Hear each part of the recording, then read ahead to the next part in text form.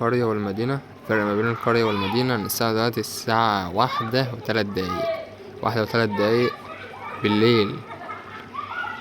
ادي القرية. المنظر ده ينفع تشوفوه في اي مدينة؟ في الرحاب ولا مدينتي ولا التجمع الخامس؟ انا كنت في التجمع الخامس، كان المغرب بيبدأ ما بتشوفش حد تاني في قلب الاحياء، كل واحد مع نفسه بقى، كل واحد في قلب شقته قافل على نفسه وخلاص. لكن تلاقي كده مجموعة اطفال صغيرين بيلعبوا كده في الشارع. لما كنا صغيرين عايز اقول لكم ان انا مكنتش بطلع من الشارع ده اصلا، يعني دول كده بيعيدوا تاريخنا، دول بيعيدوا اللي احنا كنا عاملينه. بس مش مزودنا غير بتاع اللي عمالة ايد فوق ده، انا معرفش ايه والله. بس لما يبقى كده الجو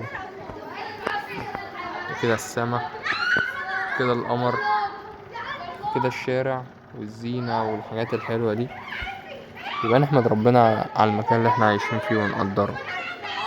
لان احنا بنصحى الصبح نروح نشوف الخضرة ونشوف الجو النقي، نشوف الدنيا، ما بنشمش بقى عوادم سيارات ولا كلام من ده. فالحمد لله ان احنا اتولدنا في قرية وعايشين في قرية ومحافظين على القرية واصولها وعاداتها وتقاليدها. وانتوا رأيكم ايه؟ سمعونا رأيكم في الكومنتات، ده بعد ما تممنا اشتراك.